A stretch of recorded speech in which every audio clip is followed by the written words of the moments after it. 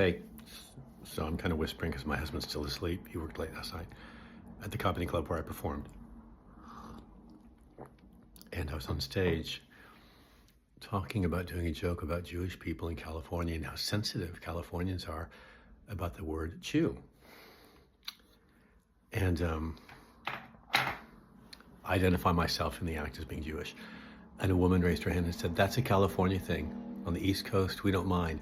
She was American, I would say in her 20s, blonde, white lady. And she said, "Yeah, I'm from Connecticut. I live in Jewtown, or near Jewtown." Jewtown? I said, Jewtown? Jewtown? And she said, "Yes, where all the Jews live, in Jewtown. It's in Connecticut." I said, "Which town is it?" And then she mentioned a town I'd not heard of. I said, "Oh, that's Jewtown." Now, I was joking with her.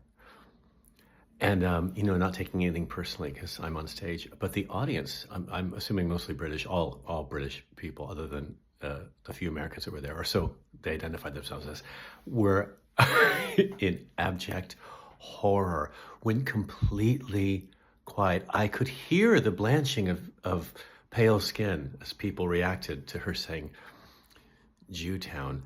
Now, it is an East and West Coast thing. People respond very differently to race and gender and racial issues on the two coasts, I guess, in general. I do know when I perform in New York or if I perform on the East Coast, I do feel a bit more freedom to talk about different cultural groups. In fact, I feel obligated in New York, if I make fun of one, to make fun of everybody.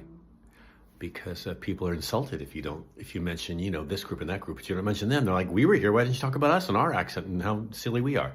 So there is that in New York. And I'll be in Boston soon. See you there. And I'm sure I'll be able to talk about what I like. Although I'm performing in a theater in Boston, so that might be, theater people.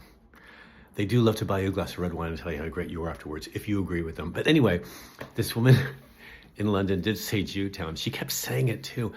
And yelling it out. It was, maybe she was drunk and showing off for her friends. I'm sure all that's true.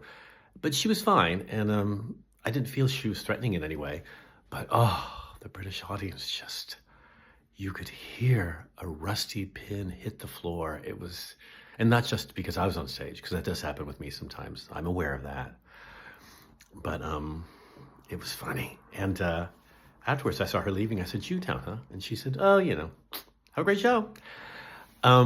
It made me miss performing in the US a little bit. We're going back in a couple of weeks. And it of course, every audience is different. Every room is different. That's why comics like doing comedy. But it did remind me a little bit that there's a bit of freedom, I feel like, when I'm in America, to talk about all sorts of gender ideology. Make fun of everything if you can, because Americans are so accustomed to making fun of themselves.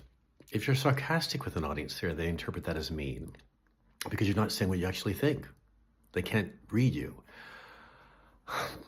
Anyway, this is all generalizations, I guess. We'll get back. We'll see. I'm performing in New York as well quite soon at the Cellar, but we'll see how that goes. She kept yelling out Jewtown, which of course I'm going to look up now on my computer and see where Jewtown is in Connecticut. Worth a visit. Jewtown! Oh, it's just in front of a room full of 300, mildly anxious, mostly in their 20s, probably middle class because of the tickets, and all. Not expensive, but but the pints are. But that's London. See you soon. Bye.